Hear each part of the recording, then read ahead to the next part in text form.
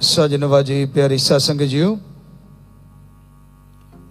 सच्चे दाता रहबर शास्त्र नाम जी मालिक का ये अवतार महीना एमएच जी भंडारे का महीना चल रहा है और साथ संगत जिधर भी निगाह मारो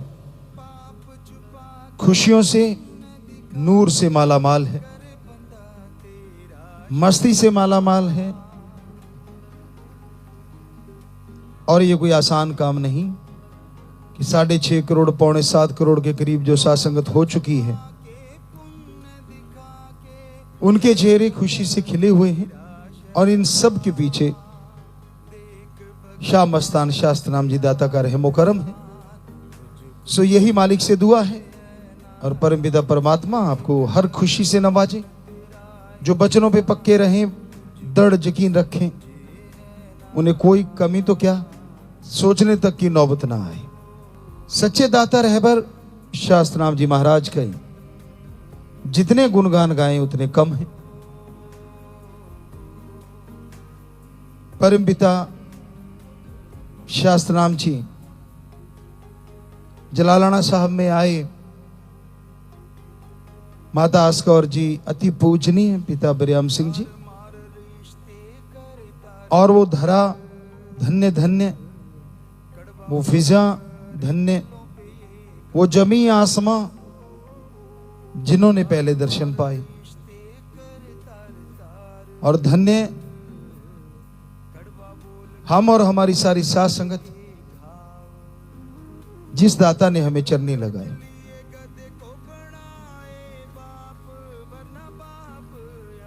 और धन्य करने वाले एक कण को, एक कतरे को समुंदर ही नहीं महासागर बना देते,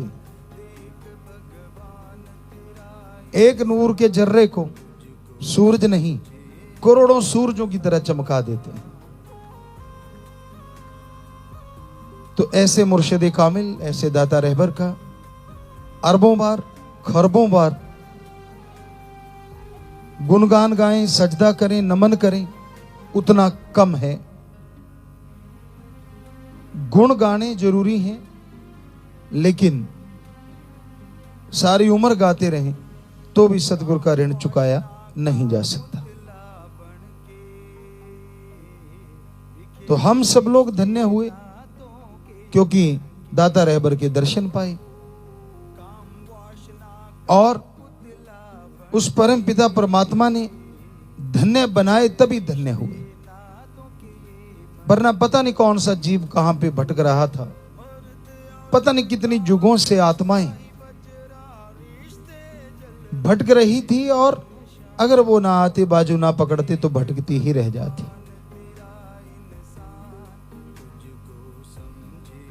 तो शास्त्र नाम जी दाता का जितना गुणगान गाएं उतना कम है और रूहानियत का इतिहास बदल डाला। हम थे, हम हैं, हम ही रहेंगे, ऐसा वचन कर डाला जिसका कोई तोड़ नहीं, जिसका कोई जवाब नहीं और साथ संगत को भटकने का कोई चांस ही नहीं।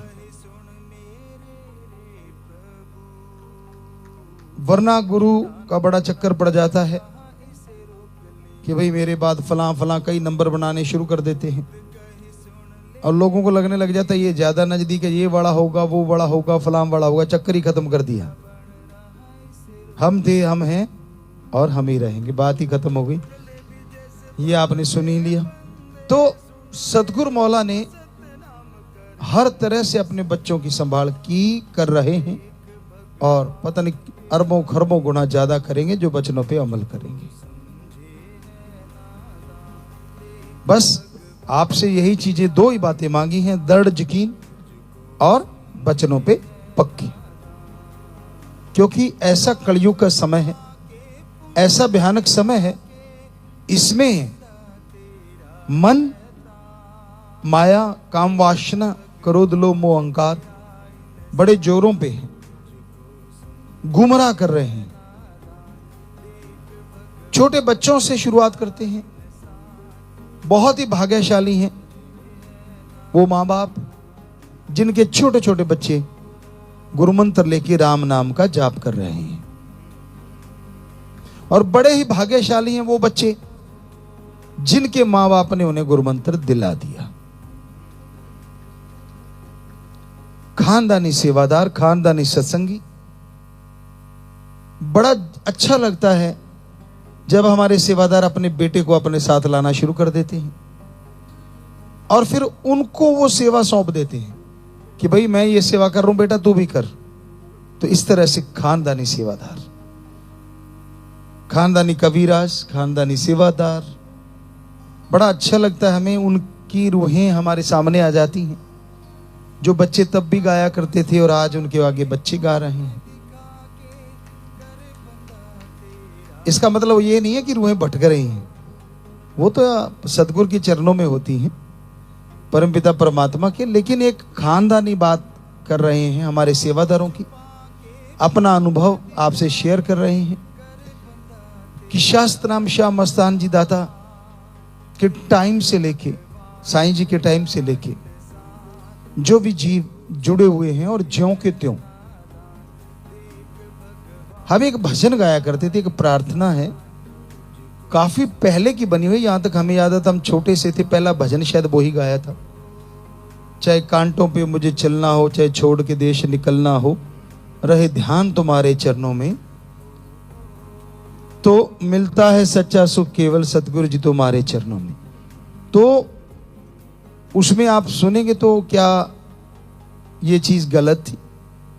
वो जो लिखा गया और हमारे इन बच्चों ने वो चीजों को महसूस किया, फील ही नहीं किया बल्कि भुगतभोगी भी रहे, लेकिन उसके बावजूद रहे ध्यान तुम्हारे चरणों। तो फिर कहने क्या। तो ये दृढ़ यकीन का कमाल है। कई लोग कह देते हैं ये सब ऐसा होना कैसे संभव हुआ? तो बेपरवाह जी ने तो ऑलरेडी भजन में लिख दिया, चाहे कांटों पे मुझे चलना हो, चाहे छोड़ के देश निकलना हो, तो आग पे चलना, बहुत सारी बातें हैं उसमें। तो कहने का मतलब बेपरवाह जी ने ऑलरेडी बताया कि ऐसा आएगा, टाइम आ गया, ये थोड़ा ना कि बार बार आएगा। सो दृढ़ यकीन, बुलंद हौसला किसे कहते हैं? हमारे उन बच्चों के चेहरों को देखिए जो जैसे थे वैसे रहे और आज उससे 1000 गुना ज्यादा टहक रहे हैं। तो ऐसे सारे बच्चों को हम सैल्यूट करते हैं जिन्होंने अपने सतगुरु मौला पे यूं दृढ़ यकीन रखा, बुलंद हौसले। डरना नहीं सिखाया, झुकना सिखाया है। लड़ना नहीं सिखाया, प्रेम करना सिखाया, पर डरना नहीं सिखाया। अहिंसा में रहना सिखाया, हिंसा करना नहीं सिखाया। प्रेम करना सिखाया है पर बेगर्ज करना सिखाया, गर्जी नहीं सिखाया। इश्क करना सिखाया है पर आत्मा परमात्मा वाला शरीर की गंदगी में डूबना नहीं सिखाया।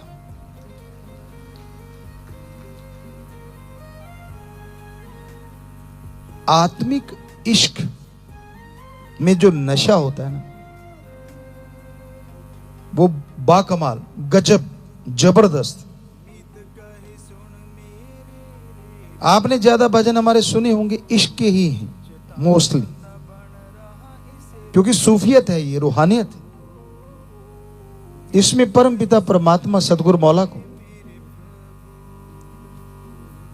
एक ही रूप में देखा जाता है कि वो मेरा मालिक है। मालिक पति भी होता है, बाप भी होता है, मां भी होती है, कि मेरा परम पिता परमात्मा। तो उसके इश्क में डूबे रहना। दुनिया की गंदगी तो नजदीक ही नहीं आती, वासनाएं तो कुछ कर ही नहीं पाती। जब सच्चा इश्क हो जाए, और जिसे हो जाता है,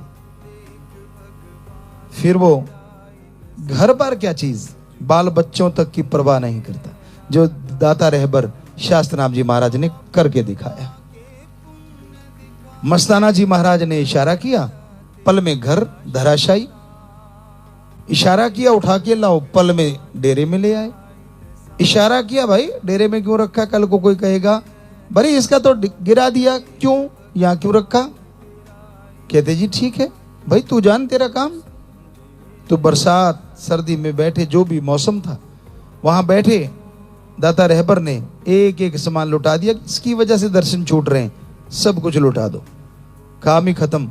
आके फिर बैठ के कहते बड़ी फिर आ गया, ध्यान नहीं रखा। कहते जी वहां कुछ है ही नहीं, दे आया साईं जी सारा। तो ये छोटी मोटी बात नहीं होती, थोड़ी सी बात से लोग बिदक जाते हैं। आपको कई बार सुनाया है, पहले भी सुनाया करते थे कि अगर सत्संग में आए या कोई राम नाम की जगह पे दो छींक भी आ गई ना, तो कहीं तो यूं ही रूठ जाते, मुझे छींक आई तो आई क्यों, मैं तो सत्संग में आया था। तो बड़ी बातें आपको सुनाया करते, इस तरह की बड़ी चर्चा सुनाया करते थे, सुखदेव मुनि जी वाली बात सुनाया करते थे।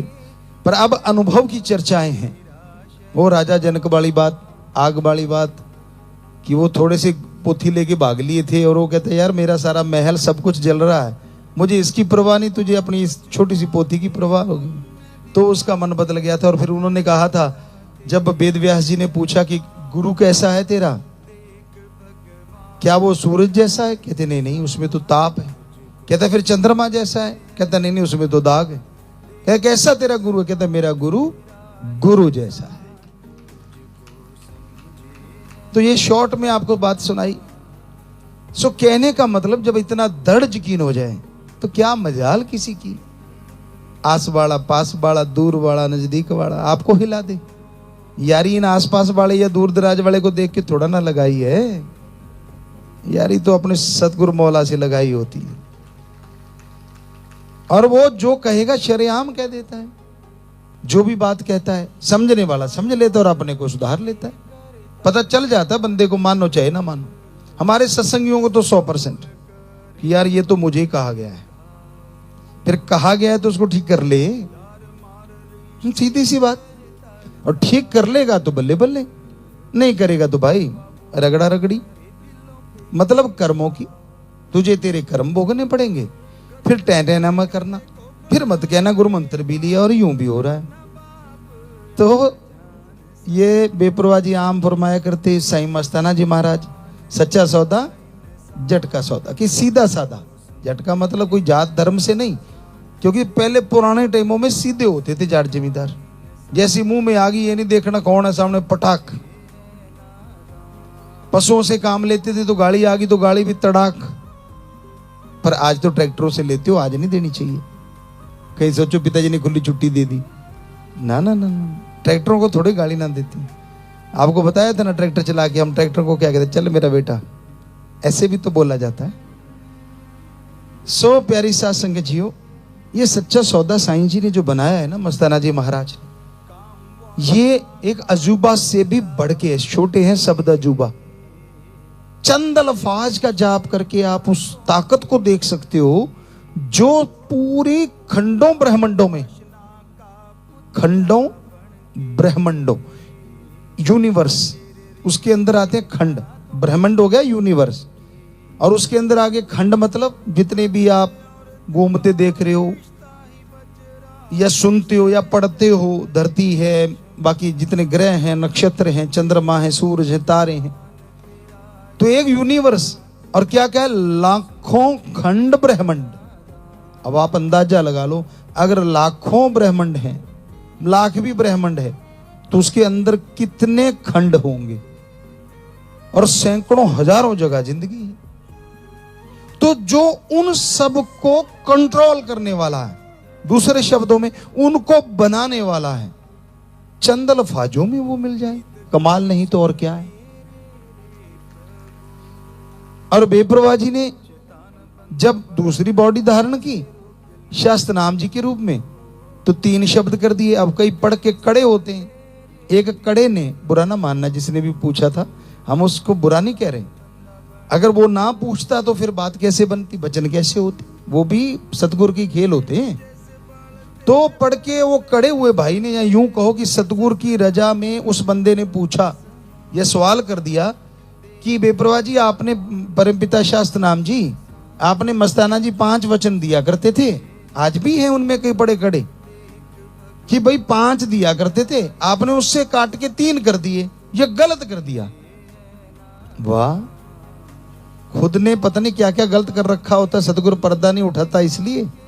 चलो छोड़ो, छोड़ने में भी फायदा है, हम आम में नंगे ज्यादा होते हैं। चल, बात वहीं पे आती है, बेपरवाह जी ने कितने खूबसूरत वचन किए। सतगुरु पूर्ण हो और वो चाहे तो एक शब्द से बेड़ा पार करता, हम तो 3 तो दे रहे हैं। अब सुनने वाले को मामूली बात लगी होगी कि यार ये कैसे, ठीक है, वैसे उदाहरण दिया है बेपरवाह जी ने, अब तो प्रत्यक्ष को प्रमाण की जरूरत नहीं, अब तो एक ही है। और वो वचन क्या हुए थे, सतगुरु पूर्ण हो तो एक दे के ही बेड़ा पार कर दी। तो अब बॉडी इसमें वो आ गए, अपने वचन आप ही पूरे कर रहे हैं, और फिर क्यों नहीं पूरे होंगे, फिर बार बार कहने की क्या जरूरत है, वो पूरे होने हैं। एक एक वचन, और वचन आपने सारे सुन रखे हैं, दोहराने की जरूरत नहीं। सो प्यारी सत्संग जी, ये दाता का शास्त्र नाम श्याम मस्तान जी का पवित्र दर है। यहाँ पे मस्ती दी जाती है, यहाँ पे आप जब बैठते हो ना तो मेडिटेशन है, अगर सही ध्यान से सुनो और खुश रहो। मेडिटेशन, महा मेडिटेशन, महा गुरु मंत्रा। कैसे, पीछे क्या चल रहा है, घर में क्या हो रहा है, सारा खत्म, यहां मस्तो मस्त, याद ही नहीं रहता कहां क्या है। तो ये जो क्षण है, ये आपकी वो कमाई है जो पूरी जिंदगी भर काम आएगी, पूरी जिंदगी। तो इसको कमाया करो, गवाया ना करो, इधर उधर निगाह मार के। फोकस परमपिता परमात्मा पे रखा करो, अपने पीर फकीर का सुना करो, और तरफ ध्यान ना जाने दिया करो। वो कहते हैं ना, कई सजते हैं कि मुझे दुनिया देखे, और कोई कहता है कि मेरे रास्ते में दुनिया ना आए, मैं उसको देखूं। मतलब उसको ये नहीं होता कि मेरे को दुनिया देखे, उसको होता दुनिया रास्ते में ना आए ताकि मैं उसको देखूं, जिससे इश्क है। और इश्क परमपिता परमात्मा से सिखाया जाता है। यहाँ बेपरवाह जी ने एक शब्द दिया था बहुत पहले, बीच में छोड़ गई साथ संगत, प्रेमी छोड़ गए थे ना लगभग। तो अब आप क्या कहते हो, प्रेमी सेवक बोलते हो ना, बोलना पड़ेगा बेटा, वो बुलवा लेगा, बोलोगे कैसे, क्या कहते हो, नाम चर्चा करने, प्रेमी सेवक जी मेरी बात सुनना, हमारे ऐसे आगे ना जी और लगाना पड़ता है। तो क्या तो जो भी वचन होते हैं वो अजाई नहीं होते, ऐसे नहीं होते। अनजाने में निकल जाए ना तो आपको फिर बात सुनाते पहले वाली, ताकि थोड़ा सा वही बस बार बार ना कहें। तो ये नेजिया से शायद बागड़ी थे, तो वो आए और साईं जी को कहने लगे, जी ये देखो हमने पहलन झूठी ली है। साईं जी कहते, बारी पहलन क्या होता है? कहते जी बहुत अच्छी होती है। कहते अच्छा, पहलन बहुत अच्छी होती है? कहते हाँ। कहते जा तेरी पहलन रहेगी, होगी गड़बड़। पहलन का मतलब आज वाले बच्चों को तो वैसे ही नहीं पता होगा। पहलन का मतलब होता है कि भैंस जो पहले ब्याए, पहला सुआ, पहला बच्चा जिसके हो, यानी फर्स्ट गर्भ धारण करके जब बच्चा होता है तो उसको कहते हैं पहलन चोटी। पंजाबी में भी कह देते हैं, बागड़ी में शायद पहलन उन्होंने वर्ड प्रयोग किया था। तो पर वो तब तक दूध देती जब तक दोबारा गर्भ धारण नहीं करती, और वो गर्भ धारण करने का एक प्रोसीजर है, वो करती ही करती है। दोबारा फिर दूध देगी जब वो ब्याएगी, दोबारा बच्चा देगी। अब जब एक पहलन जोटी और साईं जी ने कह दिया ये पहलन ही रहेगी, तो इसका मतलब 8-9 महीने दूध देगी, उसके बाद तो छुट्टी हो गई। वो डर गए, ये तो गड़बड़ होगी, बचन कोई और ही हो गई। साईं जी कहते बड़ी चेहरा कैसे उड़ गया? फिर उन्होंने बताया साईं जी मर गए। कहते क्यों?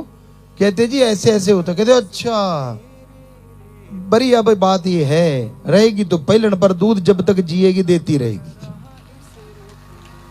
तो वो जब तक वो भैंस दूध देती रही और बच्चा नहीं हुआ, बाद में बच्चा एक बार ही हुआ, और ये कभी नहीं होता, कभी नहीं होता। और हम अपनी बात भी आपको एक सुनाते, इस बॉडी में भी साईं जी वाला काम हुआ। अब कपास नरमा कब बोते हैं, किसानों को पता है कौन से महीने में बोया करते हैं? अप्रैल में। वो कहते जी अप्रैल में बोते हैं। हमने एक अरहर जो होती है उसको बोया जाता है साथ ही लगभग। पहले चारों तरफ बो देते थे, उसका कारण था हवा या कुछ ऐसे बैक्टीरिया वायरस ना आए, वो रोक लेती थी, स्ट्रांग थी थोड़ी। अरहर वो दाल भी बनती है, उसकी दाल बनती है, हरे मटर की तरह होती है, बड़ी टेस्टी होती है, कच्ची भी खाया करते थे, आजकल भी है। तो वो हमने एक ऐसे टाइम में बो दी जब नरमा उखाड़ना था। तो एक सज्जन हंसने लगे, कहने लगे यार ये क्या कर रहे हो गुरुजी आप, ये किस टाइम बो रहे हो, या अब तो नरमा उखड़ गया, ये तो बेरुती है।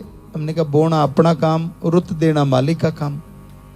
वो पौधे बो दिए, वो चलती है जब तक कपास नरमा चलता है, साथ ही उखाड़ लेते हैं। तो उसको लगभग 3 के 4 साल वो चलती रही और चलती ही चली गई। तो वो कहने लगी जी ये उखाड़नी नहीं, और वो फल वैसे एक बार देती है और वो साल में 4-4 बार फल दे रही थी। हमने कहा हमारी तो पहलन है। सो ये खेल उस दाता के हैं, उसका कमाल है। तो सारे दंग और हैरान, लेकिन हमें तो पता था कि ये साईं जी के कमाल हैं। सो दाता रहबर के तो छोटी छोटी बातें आपको बता रहे हैं, हमारे बच्चों की जिंदगियां उनकी दया में रहमत से भरी पड़ी। हमने एक भजन बनाया है कि मेरी जिंदगी का हर प्रश्न लिखने वाले, कि वो मेरा सदगुरु है, हमें तो भेजने वाला वो, गर्भ में संभालने वाला वो, क्योंकि गर्भ की बातें भी हमें याद हैं। बहुत सारी बातें ऐसी होती हैं जो जाहिर नहीं की जाती, बहुत बातें होती हैं जो आपको बता चुके हैं हम, कि बचपन से हमें सारा पता है, हम कहाँ सोया करते थे और सामने एक चिड़ा के बैठा करता था। आपने सुना था ना पहले, बहुत आपको बात सुनाई थी कि उससे हम बातें किया करते थे, और वो चर्चा और वो चर्चा। और ये सब साईं जी का कमाल, परम पिता शास्त्र नाम जी दाता का। हमारे साईं श्याम मस्तान शास्त्र नाम दाता है। आप देखते होंगे शब्दों में, भजनों में साईं वर्ड, साईं हमारे लिए शास्त्र नाम श्याम मस्तान। परम पिता परमात्मा है हमारे, वो वहीं पे आते हैं। आज दाता रहबर का अवतार यानी MSG अवतार महीने का और MSG भंडारे का दिन है। आपको एक बार फिर से बहुत बहुत आशीर्वाद इस बात के लिए कि आप दृढ़ यकीन के धनी बने, वचनों के धनी बने, और मालिक आपको ऐसे ऐसे महासागर लेके आए हैं, उसमें से समुद्रों की समुद्र खुशियां लुटाते रहेंगे, यकीन मान। बस मन को मोटा ना होने दो, मन पक्केदा नहीं होना चाहिए, यानी मन को हावी ना होने दो अपने आप पे। जब भी हावी होने लगे सिमरन कर लो, भक्ति कर लो, कोई शब्द गुनगुना लो, नारा लगा के पानी पी लो, गुस्सा भी जाएगा, ये विषय विकार भी खत्म होंगे, ख्याल भी टूटेंगे, और सुमन करोगे तो मालिक से जुड़ भी जाओगे। तो इसलिए आपको आशीर्वाद देते हैं, आशीर्वाद।